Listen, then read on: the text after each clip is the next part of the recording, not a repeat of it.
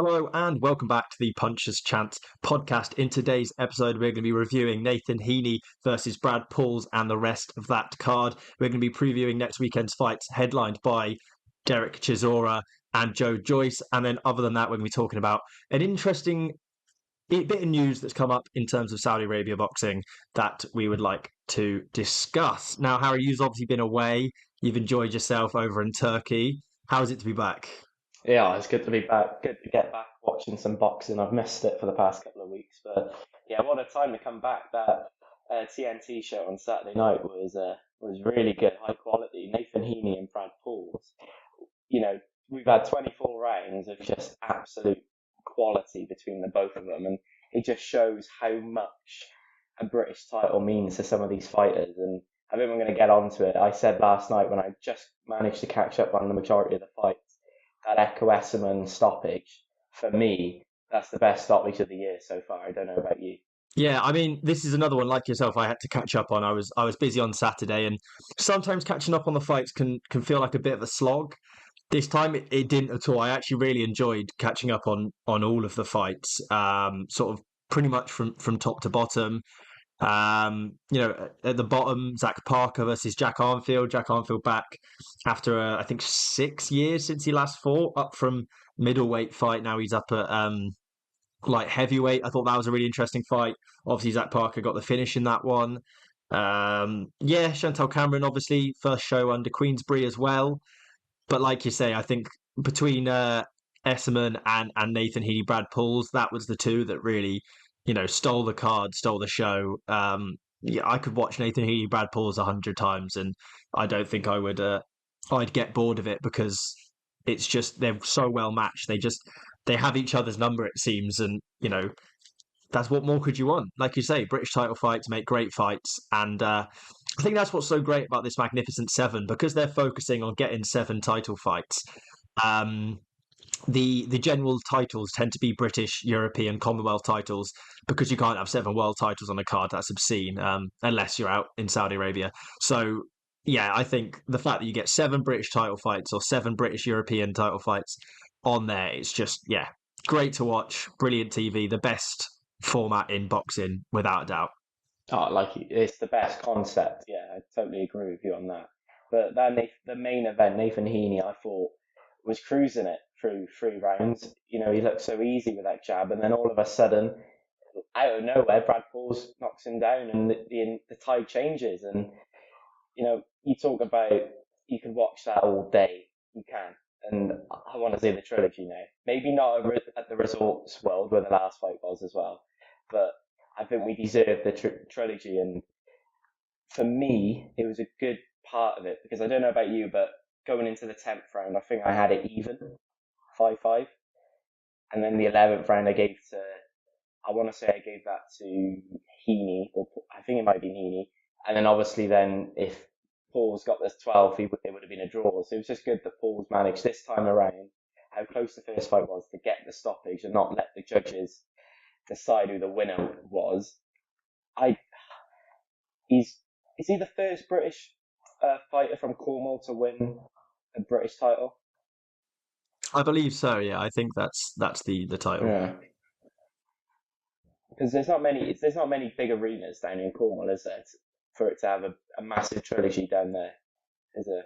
So No, I'm not sure, but I was thinking quite a lot while I was watching back the fight because obviously in both fights, Nathan Heaney dominated that fight so well, and then there seemed to just be almost an exact moment you could pin, and particularly in this one, it was that knockdown, which was in I want to say the sixth round, possibly.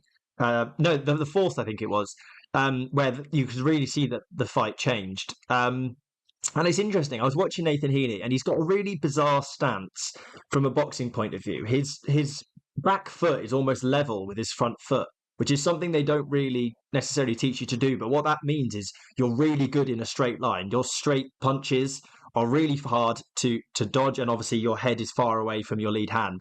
So it makes him really effective. And as soon as he got caught with that big shot from Pauls, his whole stance squared up, and he was really square on to Pauls, and then that's where the fight changed.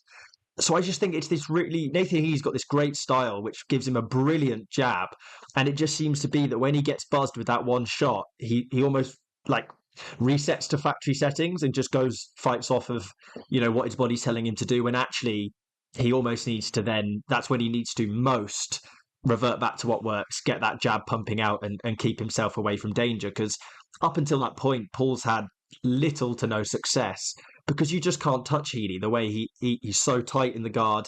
His jab is so effective. And yeah, fair play to Pauls. He did it. People thought he might do it the first time, and Heaney was able to hold on. But obviously, this time he showed some serious power and some serious fight to get Heaney out of there. Definitely. And he didn't let the judges this time make the decision, and that's always the bonus, ain't it? That's a boxer's aim. Never leave it to the judges. If it's in your hands, finish it if you can. But yeah, it was a very good performance by Brad Pauls. For me, after that round 4, I might have given Heaney maybe 2 rounds going in, like I said, into round 10, and that was it. Yeah, it was a very good performance by Brad Pauls, and he's recently signed now as well with Queensberry, so he's got a big platform now where he can get to that next level, and that next level now is European title fight. But like I said, I want to see the trilogy between these two because I don't think they're done yet, if you get what I mean. Yeah, absolutely. I couldn't agree more. And like we said already, the other fights on the card, obviously Chantelle Cameron sort of showed out and stopped or didn't stop her, but it was a pretty dominant performance from Cameron, I thought. But then the 2 fights I really enjoyed was Ashley Lane, Andrew Kane, and Owen Cooper, Echo Esman, like you said. That Kane Lane fight, Kane looked the real deal. He was really impressive in that one. Obviously, Ashley Lane has picked up a number of losses in his career, and possibly with going into that one the underdog, but Kane had a 90% KO rate going into that fight, and you can see why when you watch him fight. He's just a really, really good fighter, and you can try and put pressure on him, you can try and avoid him. It seems that no matter what style you bring at him, that finish seems inevitable at the moment, which is when you're 11, or I think he's 12 wins now, and to get that many knockouts, it's exciting. It's if nothing else. Yeah, it was a great stoppage. For me, that was probably, again, like the main event. That was a decent 50-50 fight, but Kane just showed his class, didn't he? And to knock him down twice, what was it, in the 5th round? Fair play to him. And it was a good job as well with the corner to throw the towel in. I think that was probably the right decision. We talk a lot on this channel about corners not throwing in the towel soon enough, but yeah, I think Ashley Lane's corner made the right decision. Yeah, without a doubt. I mean, Lane showed unbelievable heart, a cracking chin to keep going through that. And I think he would have stayed on that and tried to stay on his feet for as many rounds as the ref would let him if his corner hadn't done that. And you can heap a load of praise onto him for that, but at the end of the day, that's it's putting himself at danger, and it's the corner's decision, it's their corner's right, their duty to look after their fighters. And yeah, like you say, it was a good chance that he did. And I think the other thing with Kane for me is, if there's any people who box or people who like boxing out there who want to know how to get a finish, watch Andrew Kane, because the variation on the shots, he's not headhunting, he's not just trying to smash up a guard high and hope one gets through. The way he worked to the body, to the head, to the body, it just constantly, there's no way to defend it when you've got the power that he does. And that's how you get finishes, is you vary your punches, you invest in the body, you move on then to the head when they drop their guard. And it felt inevitable, really, that finish, to be honest. From the first, second round, it felt like that finish was coming, regardless of what Ashley Lane did. But like you said, Echo Esman, Owen Cooper, maybe one where a finish didn't necessarily feel like it was coming, and then all of a sudden it just did. I was watching it, and then, what was it, the round 9? And it was out of nowhere from Owen Cooper. And for me, when you look at it now, both corners were going, you have to, Owen Cooper's corner, was saying to him, just be smart now in this round, you've got the fight won. And I just couldn't believe it when Echo Esman just came out. He was screaming in the corner to his coach, and then came out, and yeah, just knocked him clean out. And like I said, I haven't seen a better stoppage win than that this year. So yeah, fair play to Echo Esserman, a friend of the channel as well. I don't know if you remember. I think he followed us on Instagram and reposted our story. So it's great to see him get a win. And he's called out Boots Ennis. I don't know if that's a fight that Ennis is looking at, but listen, it was a great performance by Echo. He's not used. We're forgetting as well. Echo Esserman is used to being higher up on the card, and this fight he was a bit lower down. But yeah, it's a massive statement win for him, and obviously now he's the WBO European title winner, so he's got that belt. And he was I just can't get over the stoppage, if I'm being honest. You look at all the other stoppages we've seen this year. It is up there with the AJ stoppage over Ngannou. It's up there with the best so far, and yeah, it was a good fight as well. I thought out of the card that Owen Cooper Echo Esserman was a great fight. Heaney and Paul was like the first fight was an absolute belter, and I could watch another 124 rounds. And the other fight I was quite underwhelmed with was the Solomon Dakers performance against Michael Webster in their rematch. And this is where, I wish I wasn't on holidays, 2 weeks ago when you were talking about Johnny Fisher, because people were saying there's a concern with Fisher against the Adelaides, against the Dakers. But yeah, for some reason, Dakers did not look up to the races at all in that fight early on. And obviously got the stoppage, but he didn't look good at all in that. And yeah, I fancy Johnny Fisher against both of them now. After seeing that, I fancy Johnny Fisher against Solomon Dakers. Can I talk about Johnny Fisher's stoppage as well on this pod? I'm sure. Yeah, I'm not gonna rid you of that honor to talk about it on the podcast. Remember when I said that Johnny Fisher is probably the next big heavyweight coming through the ranks in Britain, and people you'd see on the internet, oh, he's just a ticket seller. And listen, we were all worried going into that fight. That was a big test for Alan Babbage, wasn't it, for Johnny Fisher? But after seeing that performance from Solomon Dakers on the weekend, Johnny Fisher for me is probably the best heavyweight in England at that English title level out of all of them after that performance. And August 24th now, I think he's out next. He needs to fight a bigger name. My bet's on Hughie Fury for Johnny Fisher. I wouldn't mind seeing that fight. But yeah, Solomon Dakers, it wasn't the prettiest of performances. It was a bit like Joe Joyce's performance against Cash Ali, where he's been a bit, careful, but he got the job done. Does that David Adelaide fight appeal to you, or do you reckon that fight's in the mud now? It appeals less to me, I think, than it did obviously I thought that was going to be an interesting sort of matchup and the right kind of fight for the English title level. But obviously it wasn't to be, and Webster put up a fight. But I think Dakers, I certainly agree with you. I think Johnny Fisher's come out of this year, or coming through this year, looking the most impressive out of that bunch. If you don't include Moses Atoma, because I think Moses Atoma's looked unbelievable, and he's fighting this coming weekend as well. And I think he's the other one. It's those two that are sort of the ones that you sort of look at and think, yeah, you might be able to kick on beyond sort of English British level, and onto some of those big, not necessarily world title fights, but big world level fights, which can only be a good thing to see.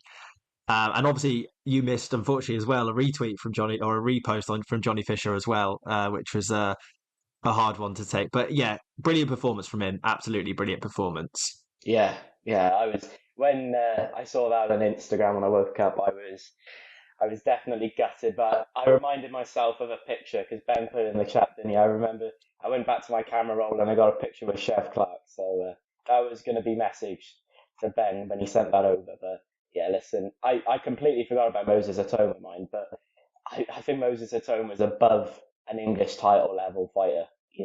He's something special, and he's 19, so he's my age, which is ridiculous. But yeah, listen, this Magnificent Seven concept that they've got going here with Queensberry it's a great concept, ain't it? It's a bit annoying when you wake up the following morning and have to catch up, and you have to catch up on 7, 10 rounders, 12 rounders, all them.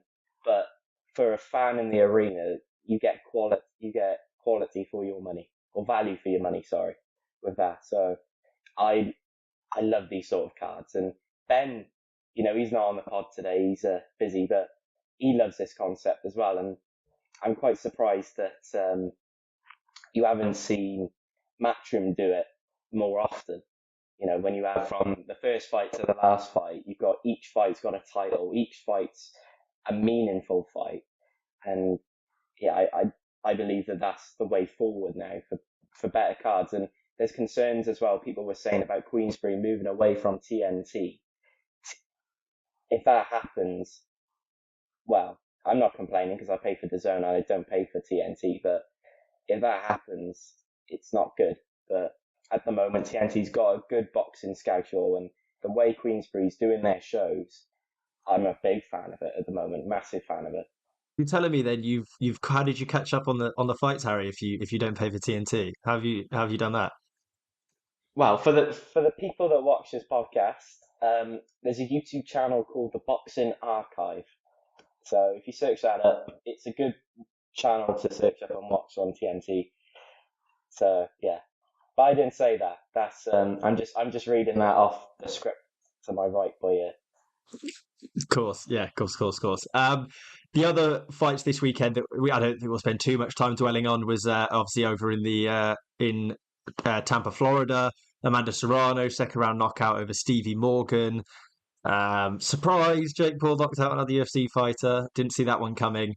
And another fight on that card, which is actually one of the main reasons I want to bring this up, not just so I can farm another Jake Paul clip for views, but on that card, Ashton Silve, Lucas Bardi fought. It was a lightweight clash, and you talked about Echo Esman being the knockout of the year. That knockout, so Bardi knocked out Silve in I can't remember what round it was in. We'll search it up after this podcast.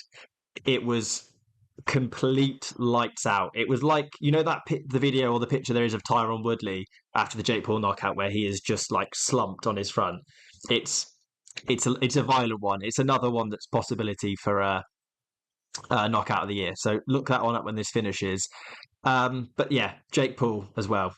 What can we say about it? We're not shocked anymore. Jake Paul knocks out another UFC fighter who has now been sacked by BKFC. Conor McGregor tweeted out saying you're sacked, but people are saying Jake Paul can box, he can do that.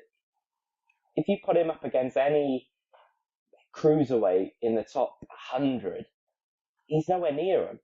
There's a different class, but yeah, to have the aura then after that to call out Alex Pereira, and there's one fight that needs to be made, and it's him against KSI. That's the only fight that everyone's interested in, But instead now he's fighting someone who should never be stepping in the ring again. He retired in 2005. It doesn't make sense, but yeah, shock. Jake Paul wins again, knocks Mike Perry out. Like, for some people in the boxing world, they probably didn't even know who Mike Perry was, and people were giving him a chance. He was from Orlando, but yeah, I'm not a fan of it anymore. I listened to the pod last week. This was probably the first Jake Paul fight where I couldn't care less about it, because you just know that he's going to win. It's getting a bit boring now, but there we go. The problem I had with it, I think more than everything, and I think it's fair to say now, Jake Paul, other than that Tommy Fury fight, none of his opponents have really been an improvement on one another. It's felt like he's very much stayed at the same level in terms of Nate Diaz, Tyron Woodley, Michael Perry, Anderson. I think these guys are pretty much a similar level. They're a decent strikers from the MMA, but they're not boxers. But also the problem for me was Michael Perry is nowhere near a cruiserweight. Absolutely nowhere near. He looked tiny in that ring compared to a cruiserweight. You put Michael Perry next to, I don't know, Chris Billum-Smith, Richard Riakporhe, someone like that, and he looks absolutely minuscule. I think he's a middleweight at best. And obviously Jake Paul fighting up at cruiserweight, probably moving up to heavyweight to fight Mike Tyson. So the fact that that is even, people are just coming up for the payday, and I respect it. The game's the game. Michael Perry's made very good money from that fight, I'm sure, and is willing to do that. But Jake Paul's got to stop doing it. He's got to stop knocking out, pensioners before and start fighting real boxers if he's going to talk about, becoming a world champion and things like this. And I saw someone tweet as well that it was like Jake Paul is going to knock out Chris Smith for the world title. Matt, watch this space or something. And I was like, no, he is not. I think Chris Smith replied with 3 laughing emojis because that is as obscene a statement as it comes, really. Yeah, in your dreams. There's no way. If that happens, well, what universe are we living in then? But yeah, listen, Jake Paul gets the knockout win, then calls out another UFC fight. It doesn't call out a boxer.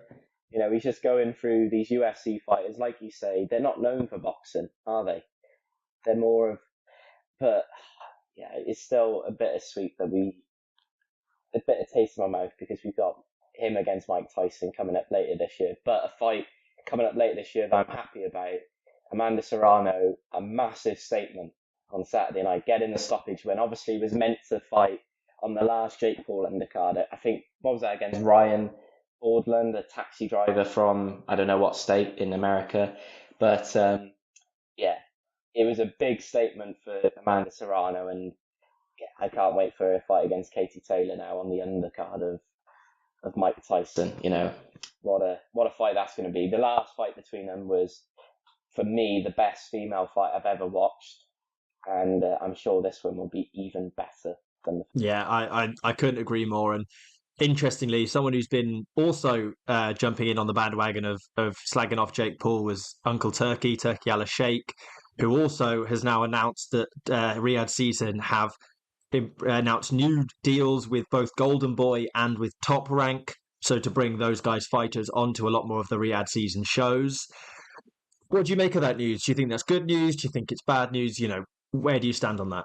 I think it's, what was it now? It's Queensberry, Matchroom, Top Rank, Boxer, Golden Boy, all the big promoters, all the big boys in boxing are working together, and it makes it easier now for bigger fights to be made. And yeah, listen, it's a Top Rank. You've got what, Shakur Stevenson you can have against Lomachenko. That can be made so easy now. And yeah, Zerdo Ramirez against Chris Smith can be made easily now. And listen, without Turki Alalshikh, boxing wouldn't be where it is. I don't think boxing would be talked about as much as it would. I don't even think we could do a weekly podcast on boxing without, the Saudi influence on it. But yeah, listen, it's great to see that he's now brought them two on board. And I'm trying to think of other promotional companies. There's not one that he hasn't got. He hasn't got his name involved with, off the top of my head. In the UK, he's got all the big boys, including Wasserman and Boxer. And now in America, the only one he hasn't got is PBC, but they seem like they don't want to work with anybody.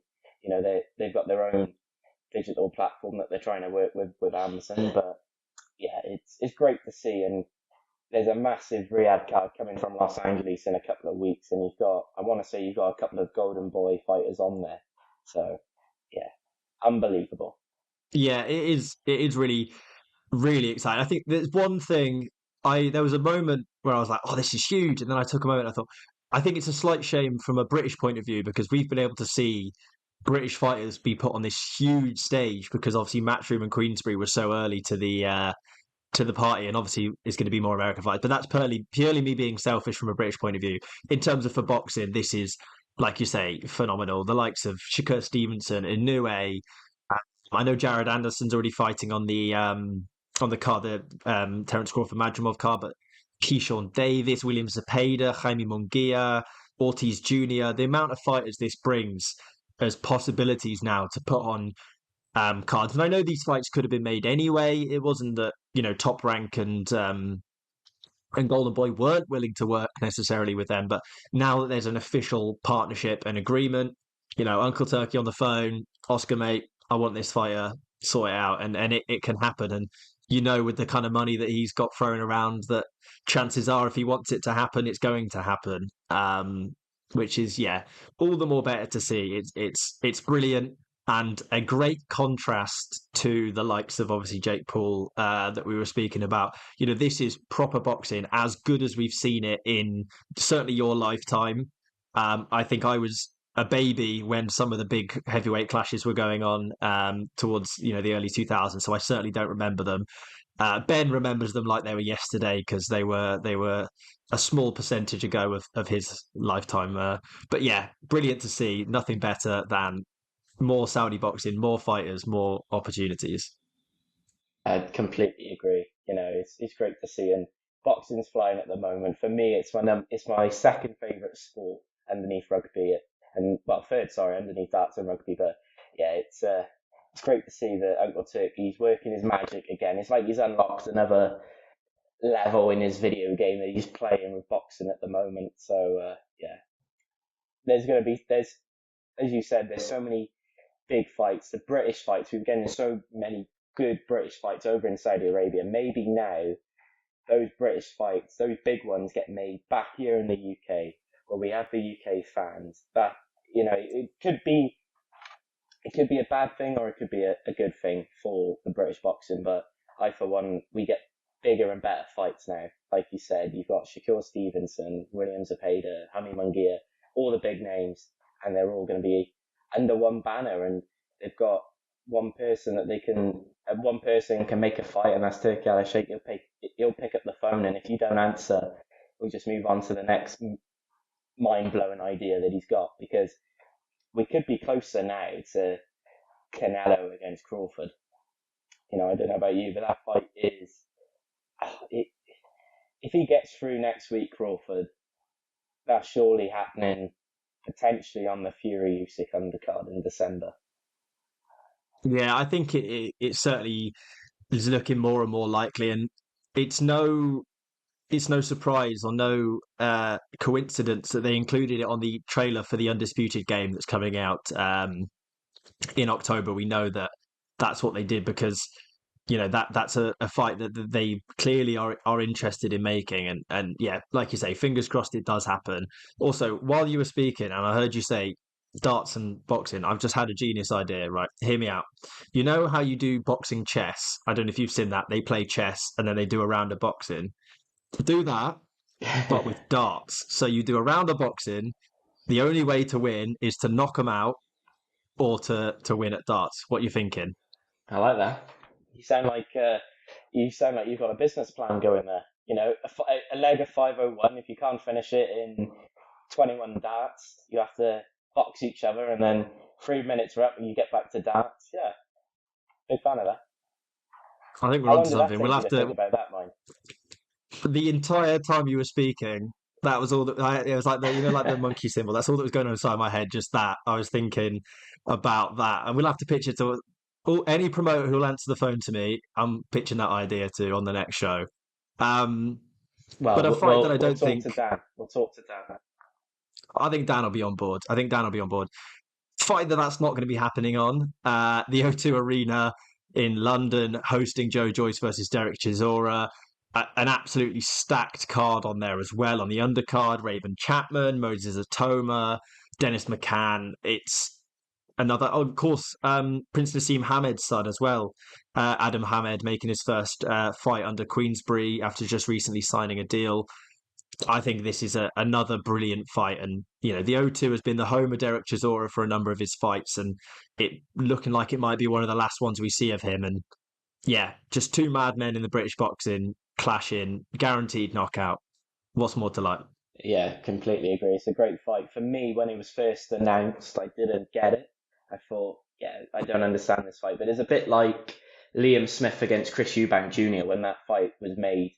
It was a fight that you thought you didn't need, but now we've got it. We're thankful we've got it, because I don't know if you've watched it, but they did their sort of gloves are off and they're going back and forth. It's a great fight, and it's a tough test for Joyce. As you said, this is Derek Chisora's last dance at the O2. He had his last win against Gerald Washington there. For me, it's a 50-50. It's heavyweight boxing, and Derek Chisora, he's a madman, ain't he? When he's in the ring. And Joyce, he looked terrible against Cash Ali, and how those two losses against Zhilei Zhang, how much have they affected him this is a big, big test for him on Saturday night.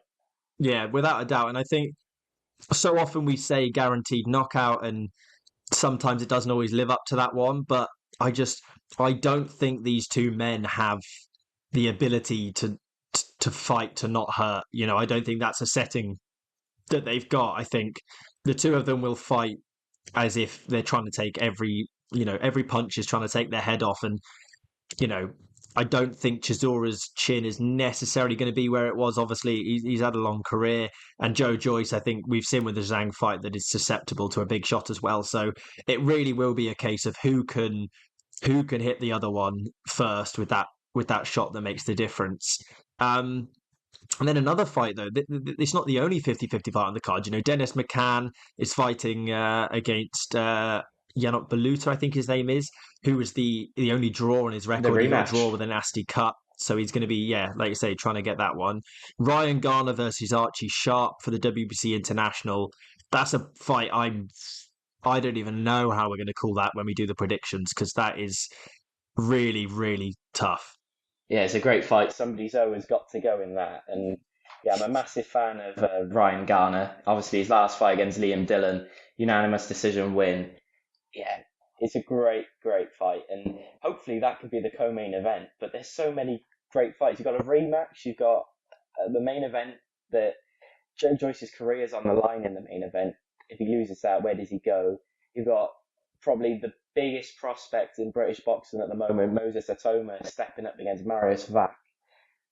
It's a great night of boxing. And yeah, going back to this, Ryan Garner fight, Archie Sharp, it's a 50-50, but I don't know about you, but I do fancy Ryan Garner to potentially get a big stoppage win here.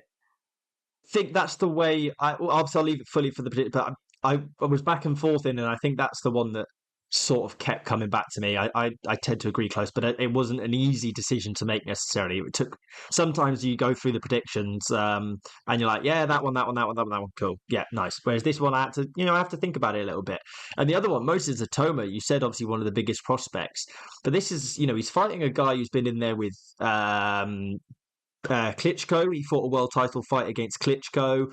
Fought a silver world title fight against, I think it was Povetkin, Fraser Clark, Makhmadov. Yeah, I'm sure I'm missing a name. Martin Bacoli, I think, as well. Huey This is a guy Fury. who's been, yeah, this guy's been about. He's fought some huge names and he's seen some brilliant heavyweights. And it will be a really good test for Moses Atoma because I think he should win this one.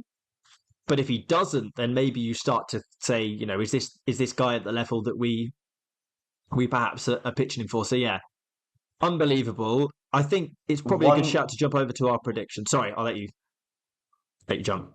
one word to describe Marius Vac is durable. I look at his record here. He went 10 rounds with Fraser Clark, 12 rounds with Kevin Lorena, 10 rounds with Huey Fury. Obviously, he lost those fights, but Kevin Johnson, he went 10 rounds with. Dillian White, he went 10 rounds with. Povetkin, he went 10 rounds with. Klitschko, he went 12 rounds with. If Moses Atoma gets a stoppage win on Saturday night, we talk about statements, that's one hell of a statement there, and he could potentially then get fast tracked. Forget about an English title fight. He could get fast tracked to a European, a Commonwealth fight straight after this. Yeah, I tend to agree. It's just the perfect test for him at this point. It looks like the fight that should be made and obviously has been made. The Boxing News app where we do our predictions. I haven't actually had a look at which fights in particular are on this card. It's near enough all of them. So When this will be an interesting when one. you look when you look as well, then Claressa Shields, she's potentially could make history as well this weekend as she aims to become a fourth and fifth weight world champion when she takes on Vanessa Joannisa, I think that's how you pronounce her name, for the WBF and WBC world heavyweight titles and light heavyweight titles. You look at, I know we're going to go on the predictions, this is completely going off track here, but she calls herself the GOAT of boxing. Is she the greatest female boxer of all time? Yes, I think so. I think if you're talking pound for pound, who is the best boxer, you'd have to say her because of her record speaks for itself. If that was a male fighter and you'd won that many records in that many titles in that many divisions, you wouldn't even question it. We talk about Inoue and Crawford at 3-weight, and we go, these guys are incredible, and what she's done. I think the problem with that Claressa Shields has is that Katie Taylor, Amanda Serrano, Chantelle Cameron, the likes of, have had fights that are monumental for women's boxing. So the historic fights people talk about as if they're, people give that greater acumen. And Serrano has done some unbelievable things for women's boxing, as has Katie Taylor, and as will Sky Nicholson, I think, as I said on our last podcast. But in terms of, if you're talking boxing ability, who has done the most, beat the best, I think it's hard to look past Claressa Shields, in that, as a long-winded answer to your question. Completely agree with you. I for one want to see that rematch with Savannah Marshall somewhere down the line, or the trilogy of it, because you talk about the amateurs and all that. I wouldn't mind seeing that again. Yeah, so the Boxing News app has the Joyce Chisora on there. It's got all the way down. It's got Adam Mohammed on there, as well as Royston Barney Smith. There's some interesting fights. So I like this. I like when they include a lot of the lower end fights, because I think that's the difference maker. Now the question is, are we letting Ben score points this week? Are we going to let him do some predictions, or is it standing? If it's not on the pod, it doesn't count. Well, if it's one rule for me, it's a rule for him. You have to make. I think we're going to have to say it doesn't count. I think we're going to have to say it doesn't count. Who won last weekend? Who won when I was away for the 2 weeks? Ben, I think. I think it was Ben. Ben won 2 weeks. Oh wow. Yeah, he's definitely not allowed this week. We need a new winner. It's getting a bit boring. Okay, sounds good. Sounds good. So the first fight, Adam Hamed, super lightweight, 4-rounder. Obviously, only Hamed's second fight. Got a KO in his first fight. He's fighting Georgi Velikov, who I think we watched lose to, or get finished actually by Joe Morgan, a talented Welsh fighter from Aberdare. So an interesting fight. I'm going to go Hamed victory. I'm going to say knockout. I back it. No, actually, I'm going points decision. I think a 4-rounder. I'm going to go for a points decision. Yeah, I've gone Hamed knockout. I think he's going to make. I talk about statements a lot on this podcast. He's going to make another big statement and get his second finish of his career. Fair enough. Fair enough. Royston Barney Smith, super featherweight. Sorry. Is this his first fight under Queensberry as well, under promotional? Yes. Yes. company? Yeah. Because So yeah, definitely getting a stoppage. Then I'll go for. Fair enough. On the big stage, I find it hard to argue with it. I don't know. 4 rounds is hard. It's hard to get finishes over 4 rounds. Royston Barney Smith, super featherweight, 8-rounder versus Brian Barajas, 10-0 versus 7-0-1. So I suppose somebody's O does have to go. Technically, there's a draw in there, but someone's O's got to go. And I think it's going to be Barajas that's going to lose this one. I think Barney Smith will get points decision because he's fighting a South American, and we never ever predict knockouts with a South American on the other side of the bill. Completely agree with you on that. Yeah, Barney Smith points decision win. Fair enough. And then super featherweight, 8 rounds. Yeah, really good, really good. Sean Noakes, welterweight, 10-rounder versus Indabasi, a British clash. Indabasi 12-1. Noakes is 7-0. Now, if this was a Sam Noakes fight, I'd be guaranteed to go for that finish decision because he nearly gets it every time. Another friend of the pod, so I'm going to back his brother. I'm going to back Sean to get the knockout in this one. Yeah, I'm not. Well, we're actually not agreeing on this one. Well, we're not agreeing a lot on today's pod. I'm going with Noakes points decision. It's an all British fight, so I'm sure it's going to be a decent watch there. The next fight, mind. This is probably where we're going to both be split. Does he make the statement knockout win, or does he just show his class and outbox Marius Fack for 10 rounds? I've gone Moses Atoma. Same. I've gone for the same. I've gone for the knockout. We've both backed him to do it. I'm not. You sold that really well as a really dramatic moment, and I kind of deaded it a bit. But yeah, that is the decision. I can't help but agree. Yeah. And then the one that we said was a bit contentious. You've kind of laid your cards. Yeah. Tough. Yeah. I've already said that Ryan Garner's going to get the stoppage win. It's another all British fight, so it's definitely going to be fireworks. But yeah, I think Garner gets mid to late stoppage for me. I'm going for a Garner decision on this one. I think it's just going to be a fairly. I think it's going to be one of those fights where it's fairly even, but there's never a doubt as who's going to win. The sort of Dylan Bellotti, Joshua Boatsi, Dan Aziz kind of fight springs to mind. A fight that's level, a fight that's even, but you always think that one person's, winning the fight. So yeah, Ryan Garner for a points decision. Dennis McCann versus Yonit Budluta, like I said, like you said, rematch as well. I think McCann's going to come with vengeance. I think he's going to try and get a knockout on this one, and I think he's going to get it.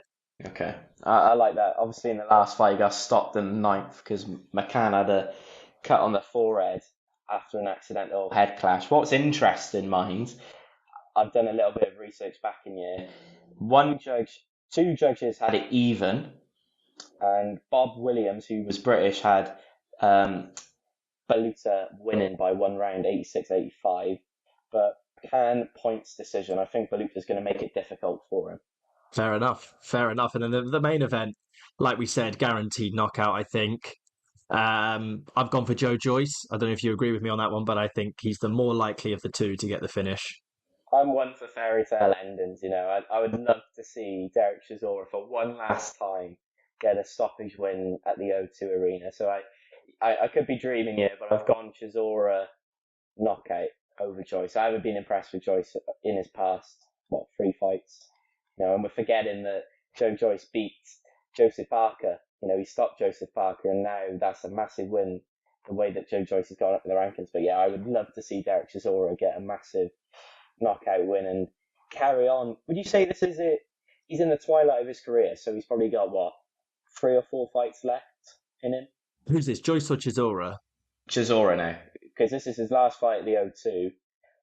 Potentially, if he gets knocked out badly by Joe Joyce, this could be it for him. But I hope that that's not it, because I don't know about you, but when it comes to a Derek Chisora fight week, I watch everything. The gloves are off, to the weigh-ins, to the press conferences, because he's just box office. But some of the stuff he says. Yeah, I do agree. I hope this isn't the end, but I think, obviously, like you say, depending on how this goes, it very well could be. And certainly, I don't think that's something that's necessarily too far away, unfortunately. But, that's boxing. People come and go, and there will be I've no doubt there will be another British fighter come up through that's a complete madman and entertains us from start to finish. That he is a unique breed in his own right, Derek Chisora, but I think, another one will come eventually. Or I certainly hope so, because you need people like that in boxing. Definitely. You don't have people throwing tables over one another, throwing glasses of water. That feud that he had with Dillian White back in the day was unbelievable. And that was probably, watching those two fight back then, that's probably what got me into boxing, was watching him. So, yeah, I would love to see Derek Chisora get the win Saturday night. Yeah, I couldn't agree more. Now, that pretty much wraps it up for another great episode of the podcast. Like we've always been saying, surprise, surprise, we've got a big fight, big card coming up in Llanelli. There's been a few changes of the fights recently. Conor McIntosh on the card, Ethan George, and I think Jordan Withers as well, no longer on the card. So there's been some changes, but like I said, there's been some brilliant content coming up with that one. So keep your eyes on the channel, subscribe if you haven't already, or follow us on Instagram. We got some good content coming with all of that. But other than that, we'll catch you all next week for another episode. And what is it next weekend? Callum Simpson, Zach Chelly, I think it is, will be the next fight we'll be previewing, which is a fight that we're looking forward to. And also as well, Terence Crawford, Ismail Madrimov, and that massive Riyadh season card in Los Angeles. Oh, wow. Is that... Oh, God, see, this is the problem. There's too much coming up at once. It's so much to keep track of. Yeah, boxing's in a good place. And fingers crossed, so is the Puncher's Chance podcast. So thank you all for listening, and we'll catch you all next week for another episode.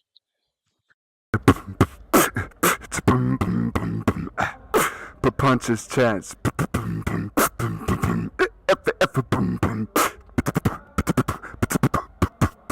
Punches Chance podcast.